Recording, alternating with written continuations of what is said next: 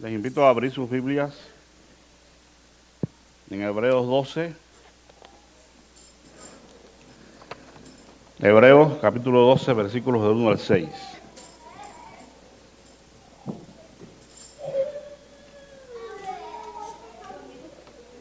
Dice la palabra del Señor: Por tanto, nosotros también, teniendo en derredor nuestro tan grande nube de testigos, despojémonos de todo peso y del pecado que nos asedia, y corramos con paciencia la carrera que tenemos por delante, puestos los ojos en Jesús, el autor y consumador de la fe, el cual, por el gozo puesto delante de él, sufrió la cruz, menospreciando el oprobio, y se sentó a la diestra del trono de Dios. Considerad a aquel que sufrió tal contradicción de pecadores contra sí mismo, para que vuestro ánimo no se canse hasta desmayar. Porque aún no habéis resistido hasta la sangre, combatiendo contra el pecado. Y habéis olvidado la exhortación que como a hijos se os dirige, diciendo: Hijo mío, no menosprecies la disciplina del Señor, ni desmayes cuando eres reprendido por Él. Te damos gracias, Señor amado, por tu palabra en esta mañana, la cual pedimos que tú, Señor, hagas de bendición para nuestros corazones, que ella cumpla el propósito para la cual tú la envías en esta mañana. En el nombre de Jesús, amén. Seguramente la palabra triunfo resuena en sus oídos con muy buena gana, ¿verdad? Todos disfrutamos el triunfo, todos queremos triunfar. ¿Qué podemos decir del atleta, verdad, que quiere triunfar en su carrera o su pelea de box? O el músico que quiere triunfar, el cantante. Todos queremos triunfar en la vida de alguna manera. Lo que no viene muy de acuerdo con esto es cuando escuchamos la palabra sacrificio. Si por nosotros triunfáramos con el menor sacrificio posible. Pero la verdad, hermanos, es que no hay triunfo sin sacrificio. Y hay en muchas ocasiones en nuestra vida cuando el sacrificio se hace necesario para poder experimentar el triunfo. Cuando estamos atravesando un momento difícil, por ejemplo, y ya no nos quedan fuerzas para seguir adelante, pensamos que ya todo se está por acabar, queremos, como dice el dicho, tirar la toalla. Necesitamos ser incentivados, animados para seguir adelante. Porque si en medio del camino desistimos, no llegamos al final.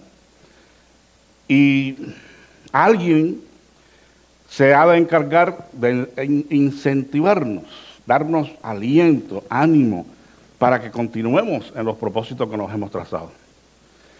El propósito más noble que nosotros podemos tener en esta vida, una vez que hemos conocido la salvación en Cristo, es llegar a la patria celestial, ¿verdad? Dice el apóstol: porque no tenemos aquí ciudad permanente, sino que buscamos la porvenir. Y para llegar allá hay que sacrificarse, hay que echarle ganas, en buen mexicano. Los destinatarios de esta carta, hebreos que estaban creyendo en Jesús, estaban experimentando una gran oposición, persecución por su fe. Imagínense, judíos aceptando la mesianidad del Señor Jesús, encontraron enseguida gente de entre los mismos judíos que se les opusieron y estaban experimentando persecución. El apóstol, o el quien escribe la carta, no se sabe quién la escribió, les da ánimo. El propósito de esta carta fue inspirar ánimo, confianza, nuevas fuerzas para aquellos judíos que estaban en la diáspora, sufriendo a causa de su fe en Cristo. Por lo que he titulado el sermón: los incentivos para triunfar. Estos cristianos, estos creyentes en Jesús, de origen hebreo, necesitaban ser incentivados, animados para seguir adelante con su fe, a pesar de la oposición, a pesar del sufrimiento. Y el escritor menciona 3 cosas que fueron, o 4, no, más bien 3, que fueron como incentivos para los hebreos a continuar adelante en el camino de la vida cristiana. Y el primero de ellos fue la nube de testigos.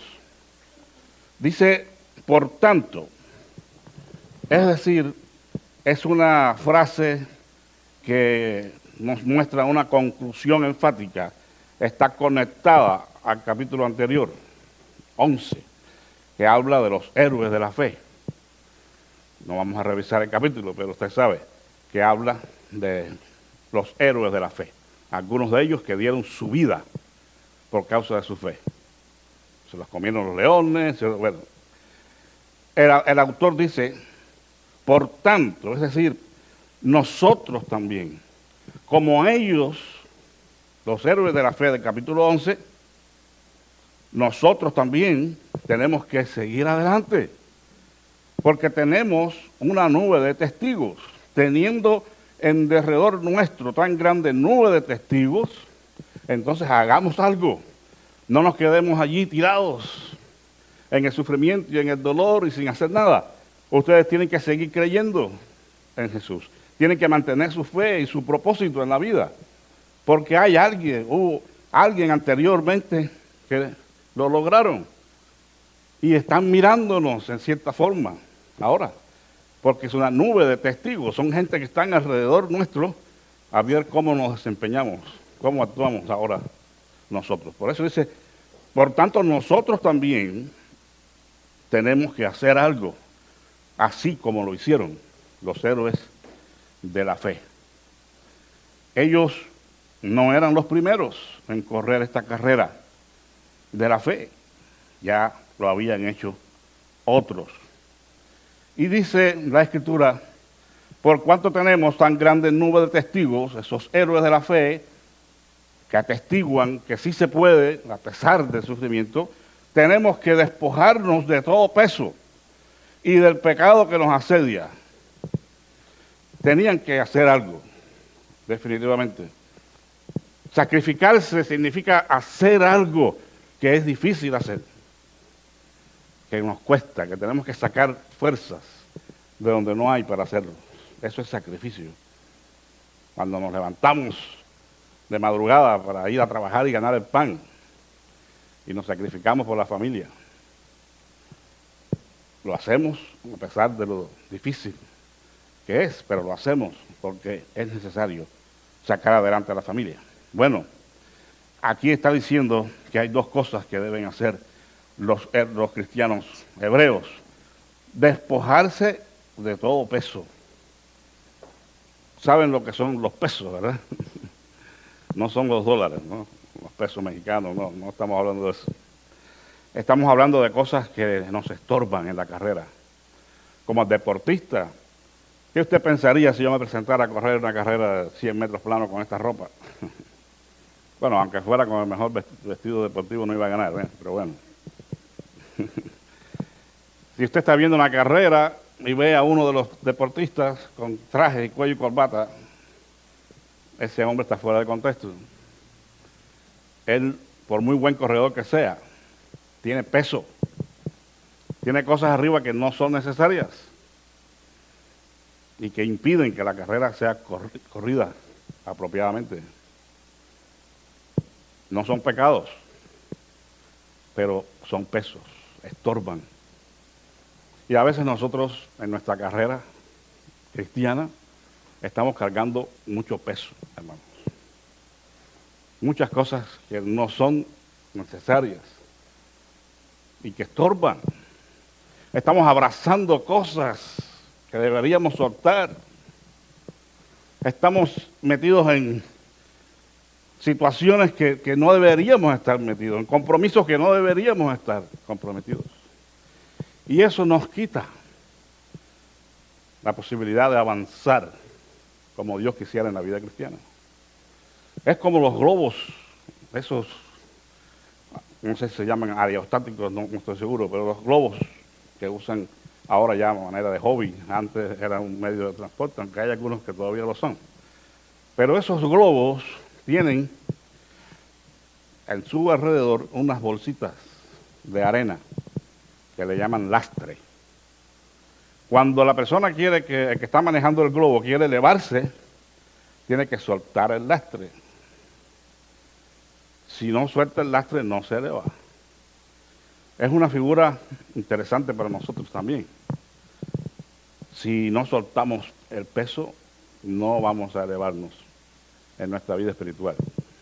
Pudiéramos alcanzar más de Dios y estar más metidos con Dios y obtener de Él más revelación y más fuerza, más gracia. Pero tenemos que soltar el lastre, hermanos. No voy a mencionar ningún tipo de lastre, usted sabrá. El Espíritu Santo le pondrá en su corazón si hay algo que está estorbando la carrera. Recuerden las palabras del apóstol: todo me es lícito, pero no todo me conviene. Todo me es lícito, pero no me dejaré dominar por estas cosas que me son permitidas, pero que no me convienen.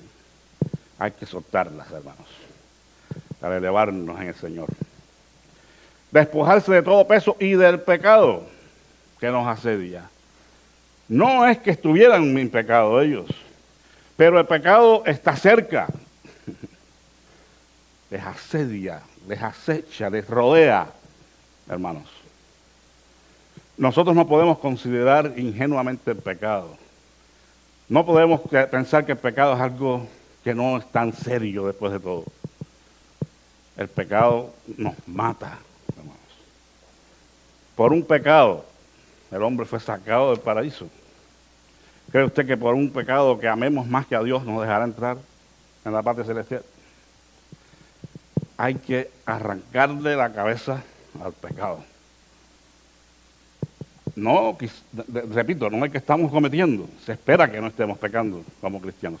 Pero hay acecho. La figura de Pedro es clave aquí. El diablo anda como un león rugiente buscando a quien devorar.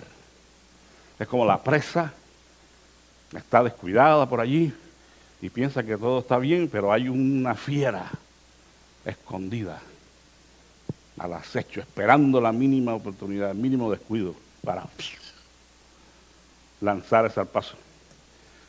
Tenemos que tener discernimiento espiritual, estar apercibidos, cuidándonos a nosotros mismos, porque el pecado nos acecha.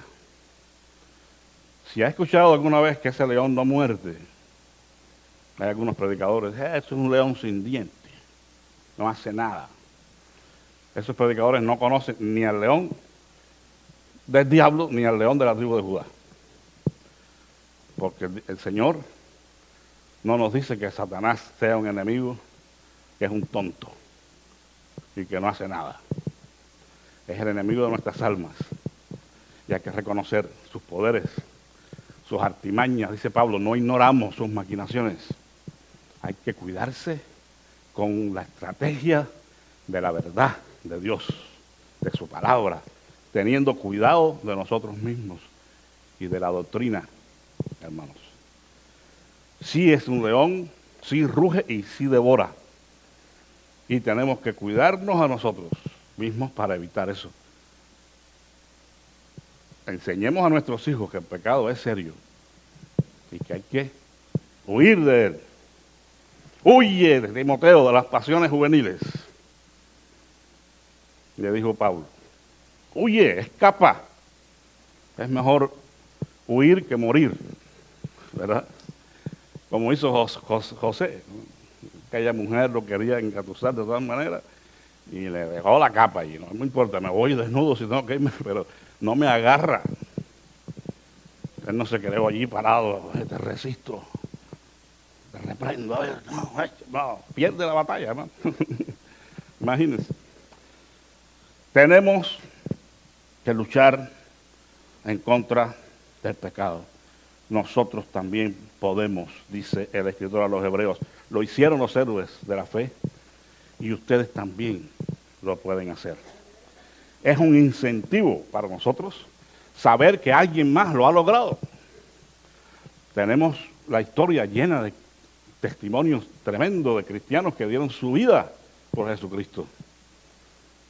Solamente le cito a Ignacio de Antioquía. Este hombre tenía que morir si no negaba a Cristo. Un anciano de 86 años. Dijo, Ignacio, o niegas a Cristo o te matamos. Te quemamos. Y él dijo, 86 años hace que le conozco. Y solamente me ha hecho el bien. ¿Cómo lo voy a negar ahora? Y lo quemaron. Lo quemaron. Pero fue firme en su fe en el Señor. Si otros lo lograron, nosotros también, hermanos.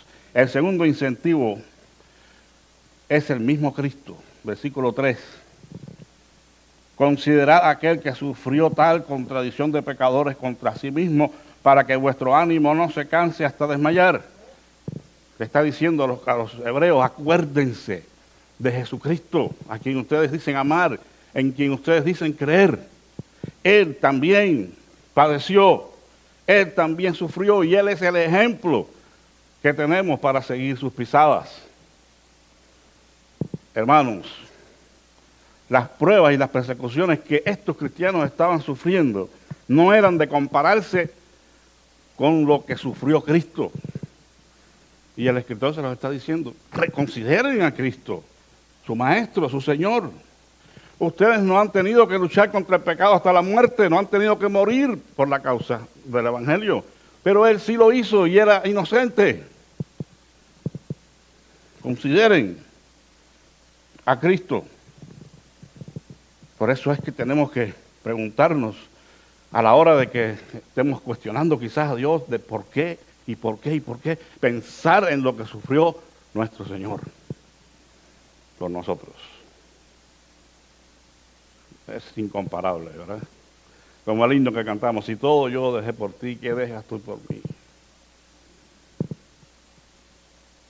Él es el ejemplo que tenemos y es un incentivo maravilloso para que nosotros digamos, sí se puede, tenemos que correr esta carrera y tenemos que hacerlo con esfuerzo, portándonos varonilmente, porque nuestro Señor sufrió esta contradicción de pecadores. Yo creo que como los hebreos, nosotros también no hemos tenido que luchar contra el pecado hasta la muerte. No sé, ¿alguien ha sufrido hasta ese punto por la causa del Evangelio? ¿Ha tenido algún familiar que ha dado su vida por la causa del Evangelio? Yo creo que nuestra lucha contra el pecado tampoco ha llegado a esos extremos. Por eso es que tenemos que dar gracias a Dios. Porque no solamente comparados con el ejemplo de Cristo. Ustedes saben que hoy hay cristianos en otros lugares del mundo que están pagando con su vida el testimonio de su fe. Están siendo quemados vivos, decapitados, hermanos, en estos países musulmanes. Entonces nosotros deberíamos dar gracias a Dios, pero a la vez pensar que un día se puede voltear la tortilla para nosotros también. ¿Estaremos listos? ¿Estaremos preparados para dar nuestra vida por causa del Señor? El otro incentivo que menciona el escritor es la disciplina. Y habéis ya olvidado la exhortación que como a hijos se os dirige diciendo, hijo mío, no menosprecies la disciplina del Señor. No desmayes cuando eres reprendido por Él, porque el Señor al que ama disciplina y azota a todo aquel que recibe por hijo. La disciplina es algo que tampoco nos gusta. A ver, los muchachitos jovencitos estos, ¿les gusta la disciplina que le impone Raúl? ¿Verdad que no? Los más jóvenes son los que pueden hablar de eso, ya nosotros pasamos ese tiempo. no tenemos padres humanos que nos disciplinen, pero quiero decirle que hay un Padre celestial que nos disciplina. Algunos dicen que no, Dios no castiga, Dios no disciplina. Dios sí disciplina, y lo hace por amor. Una de las cosas que tenemos que entender es que esas pruebas, esas persecuciones que ellos estaban experimentando, funcionaron de cierta manera para bien de ellos. Porque la disciplina no proviene del mundo. La disciplina proviene del Padre, de los espíritus. Dice, por otra parte, tuvimos a nuestros padres terrenales que nos disciplinaban y los venerábamos. ¿Por qué no obedeceremos mucho mejor al Padre de los espíritus y viviremos? O sea, ¿se acuerdan de sus padres que los disciplinaban y sin embargo ustedes los amaban entrañablemente? ¿Por qué entonces no vamos a aceptar la disciplina del Padre de los espíritus que quiere lo mejor para nosotros? Tenemos que aceptar la disciplina de Dios, hermanos. Tenemos que reconocer las metidas de pata en otro idioma más popular, ¿verdad? A veces Dios no impide que metamos la pata. Porque tenemos libre albedrío y un montón de cosas. Pero no podemos salir avantes sin ningún tipo de problemas cuando metemos la pata. Las consecuencias se dejan esperar. Y Dios, en su misericordia, nos disciplina. La disciplina no es para destruir a la persona. Ninguno de nosotros disciplinamos a nuestros hijos con el propósito de denigrarlos, de destruirlos, de maltratarlos. Porque si alguien hace eso, no está disciplinando como Dios que espera, ¿eh? Si usted está agarrando a su hijo por el pelo en el HIV, eso no es disciplina del Señor. Eso es un pecado porque está avergonzando a su hijo. Lo está maltratando. Y cuidado, porque hay algunos niños muy vivos aquí que saben el 911, ¿eh? 911. Y nos ponen en problemas. La disciplina del Señor no se da en ese contexto. La disciplina viene del Padre de los Espíritus y es para los hijos. Dice el versículo 5. Y ya habéis olvidado la exhortación que como a hijos se os dirige. Si no tuviéramos la disciplina del Padre, fuéramos bastardos, hermanos. Así que cuando Dios nos está disciplinando, porque hemos fallado y porque necesitamos la corrección, alabemos a Dios y démosle gracias y arrepintámonos, Señor, reconozco que he fallado y reconozco que estoy pasando estas circunstancias porque yo me lo busqué. Ayúdame a salir edificado y transformado por ti mientras paso este proceso disciplinario. La disciplina de Dios es una muestra de su amor, porque el Señor al que ama, disciplina. Si el padre no disciplina, no ama a sus hijos. Dice el proverbio que el padre que ama a sus hijos desde temprano lo corrige. Desde temprano sabe cuándo es, ¿verdad? Desde que nace. Claro, usted no va a llegar a recién nacido. Te dije que no lloraras más. ¡Pah! Es una locura, ¿verdad? Sí, porque es que hay personas que todo lo interpretan mal. No, hay maneras de disciplinar a los niños desde la cuna hasta que van creciendo. Hay formas concretas de hacerlo sin maltratarlos. Pero hay que disciplinar desde pequeños. Y es una muestra de amor porque no queremos que nazca torcido y siga torcido. Hay un refrán que dice, árbol que nace torcido, jamás su tronco endereza. Pero nosotros no queremos eso. Nosotros queremos que Dios endereza cualquier árbol. Si nosotros lo cuidamos y lo enseñamos bien. La disciplina es una muestra y evidencia del amor que Dios te tiene, hermano. Es condicional al trato como hijos. Si soportáis la disciplina, Dios os trata como a hijos. Porque ¿qué hijo es aquel a quien el padre no disciplina? Es que si no aceptamos la disciplina, no somos hijos. Él no nos puede tratar como hijos,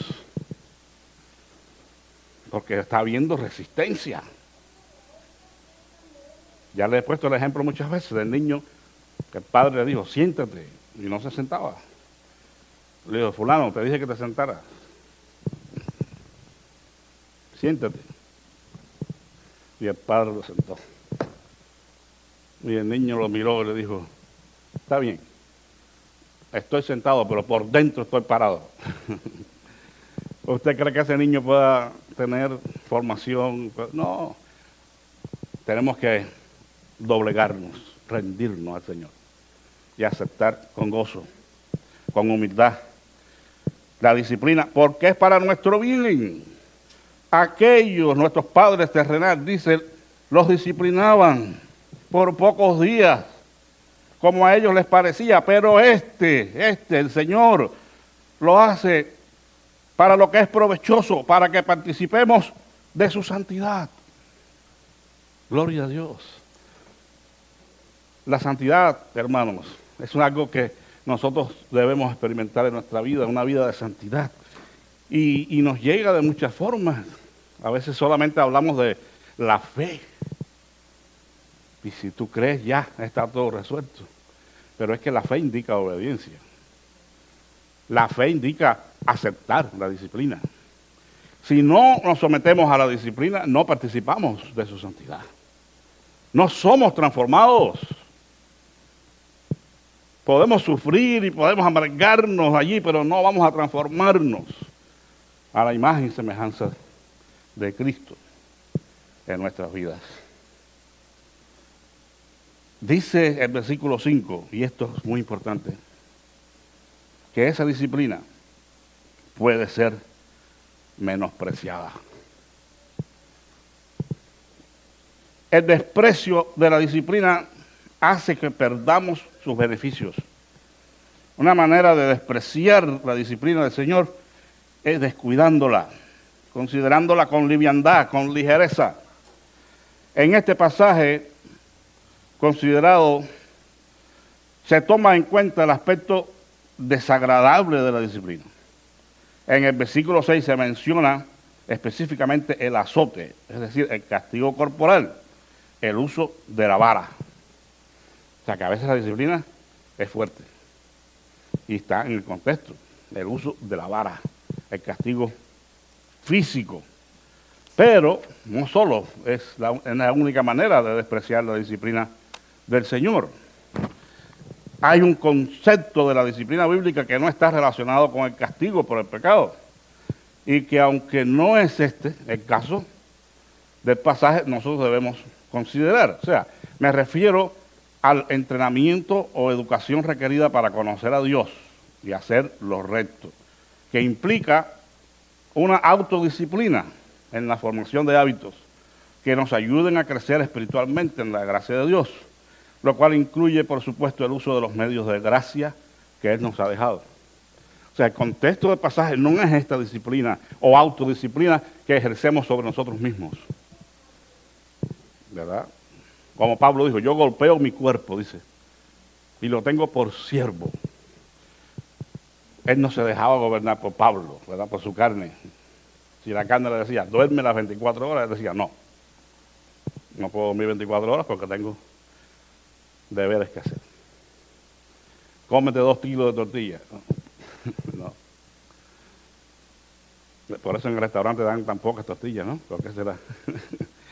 Si quieres más, tienes que pedir más porque no te dan nada más que 2 tortillitas. No, hermanos. Tenemos que ejercer autodisciplina. Tenemos que ponernos a orar aunque no tengamos deseo. Tenemos que estudiar la Biblia aunque no tengamos deseo, aunque estemos cansados. Hay que buscar tiempo para eso. Cada quien sabe cuál es el mejor tiempo para él. Hay personas que son personas de la mañana, hay otros que son de la tarde, otros de la noche, depende. Pero generalmente en las mañanas es el tiempo más favorable para estudiar la Biblia, orar un poco. Pero tenemos que autodisciplinarnos e imponernos estos métodos de devoción para crecer en el Señor. Estos son los incentivos que menciona el escritor. Los héroes de la fe, el ejemplo de Cristo y la disciplina del Señor. Ahora, ¿qué tenemos que hacer? Ya mencionamos algo al principio. Lo primero es despojarnos de todo peso y del pecado que nos asedia. Ya lo mencionamos. Pero hay otra más. Correr con paciencia. Esto es algo como que nos suena un poco contradictorio, ¿no? Solamente para las carreras esas de largos metros que son de resistencia es aplicable, ¿no? Si tú empiezas ahí corriendo todo lo que da, al rato te pasó todo el mundo. Porque te acabaron la fuerza, la hermana sabe de esto, porque a ella le gusta correr. Y sabe que lo que estoy diciendo es cierto. Hay que guardar energía para lo último. La carrera cristiana ha de ser corrida con paciencia. El verbo en griego está en un presente continuo. Dice, prosigamos corriendo. No es que corriste un poco y te sentaste. Es continuo, progresivo. Continuar corriendo, constante, perseverantemente. El premio, hermano, no es para los que comienzan bien la carrera, sino para los que terminan bien. Se puede comenzar muy bien, pero si no termina, está fregado. No tiene premio. Tenemos que ir adelante con paciencia. Esto es una carrera, hermanos, con obstáculos. Si ha visto la carrera con valla, ¿verdad? Que el corredor viene corriendo y de pronto tiene que brincar. Vamos a encontrar muchos obstáculos en el camino. Dificultades, problemas, desánimos, pruebas, tentaciones, quién sabe, un montón de cosas. Y hay que superarlos con paciencia. Con paciencia. A veces los obstáculos están tan cerca de nosotros como el que duerme a nuestro lado. Pero tienes que soportar, tienes que amar. Sí.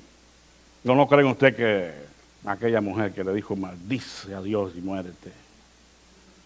No fue un obstáculo. Y estaba al lado de él, dormía con él. Una mujer de Job. Maldice a Dios y muérete. Tenemos que tener mucho cuidado. Hay que perseverar en la carrera, porque se trata de ver quién llega. Y otro detalle que menciona el autor aquí es que deben poner los ojos en Jesús. Tenemos alrededor nuestro muchos testigos, pero pon los ojos en Jesús, porque Él es el autor y consumador de la fe. Él está siempre dispuesto para fortalecernos y animarnos en nuestra carrera. Si nos caemos, si tropezamos, si nos falta el aire, o necesitamos agua o oxígeno, allí está el Señor. No estamos corriendo solos, hermanos. No se desanime por nada. No tire la toalla, no abandone. Él está con nosotros y lo prometió. Yo estoy con ustedes todos los días hasta el fin del mundo. El tiempo de la frase está también en presente y nos indica que es una condición en la que deben continuar durante toda la carrera. Es decir, no es comenzar con los ojos puestos en Jesús y de pronto mirar para otro lado, porque ahí tenemos muchas posibilidades de perdernos. No mire para otro lado, porque la mirada debe estar puesta fijamente en Jesús. Si usted quita la mirada, va a empezar a ver otras cosas que le van a desviar de su carrera. Y no queremos que eso pase. Él es el autor y consumador de la fe. Él es el objeto, la inspiración y el fundamento de nuestra fe. Él ha perfeccionado la fe mediante su sufrimiento en la cruz y su obra redentora por nosotros. Y todavía hará algo más, la perfeccionará hasta su segunda venida. O sea, no tenemos ninguna razón para desviarnos de esta carrera. Los hebreos no debían sentir vergüenza por la muerte de Salvador en una cruz romana, contado por maldición. Él había sufrido la vergüenza de la cruz por el gozo que se había puesto delante de él. Porque esta era una de las situaciones que a veces tenían que confrontar. Había una influencia, a veces no sé si decirlo porque después no me entienden. Había una influencia gnóstica, un movimiento gnóstico en aquel tiempo, que dañaba la fe, quería dañar la fe. Y decía, el Salvador de ustedes no puede ser tal Salvador, porque lo mataron, lo crucificaron en la cruz, porque ellos decían que la materia era mala, había que destruirla. Entonces no podían entender que un Salvador del mundo muriera en una cruz. Y ellos podían tener esa tentación. Dice, bueno, después de todo, los gnósticos tienen razón. Lo mataron, lo crucificaron, murió en vergüenza, contado por maldición. Hermanos, no podemos avergonzarnos nunca de nuestro Señor y Salvador. Hoy hay gente que dice lo mismo. Eso es imposible. Hay muchas religiones por ahí, usted sabe que cada quien cree lo que le da la gana, ¿verdad? Los musulmanes, por ejemplo, dicen que Jesús no murió. Mataron a otro por equivocación, lo crucificaron, pero él no. O sea, porque es que la cruz era un símbolo de maldición. ¿Cómo es posible? Bueno, es que así obra Dios, por caminos insospechados para nosotros. Lo que tenemos que hacer es seguir creyendo en Él. Y no como estos hebreos tenían la tentación a sentir vergüenza por el Salvador. Pero ¿cuál fue la victoria? ¿Qué fue lo que puso en evidencia toda la verdad de Dios finalmente? Él pasó por el oprobio, el sufrimiento, el menosprecio, el maltrato y llegó a morir en la cruz. Pero después resucitó. Gloria a Dios. La resurrección puso el sello y dijo, todo lo que dijo es cierto. Todo lo que hizo tiene el aval del Padre, porque el Padre lo resucitó. El gozo que seguiría su sufrimiento fue su fortaleza. Y eso debe ser para nosotros también. Lo que vamos a experimentar después, hermanos, de la prueba, de la disciplina, es el gozo de la victoria, de ser mejores cristianos, de parecernos más a Él. Recuerden las últimas palabras de Job. De oídas te había oído, mas ahora mis ojos te ven. Hoy, hermanos, probablemente llevamos una cruz, pero mañana, si somos fieles y perseveramos, tendremos una corona. Esfuérzate en la gracia que es en Cristo Jesús. Otro consejo del apóstol, muy a propósito para nosotros. Si no nos esforzamos, aún en la gracia, aquí estamos en la gracia. La gracia es para vivir como yo quiero, para hacer lo que yo quiera y no hay problema. No, esfuérzate en la gracia. El favor de Dios está contigo, pero haz tu parte. Tienes habilidades, tienes cualidades, tienes mi favor, pero haz tu parte. Si eres el mejor corredor de todos los que están allí y tienes el mejor entrenador, pero tú llegas a la carrera y no corres, ¿usted cree que va a ganar? Pues no.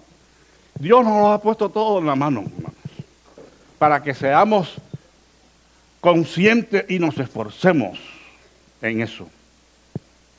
Nuestra firmeza va a ser la garantía de nuestro triunfo.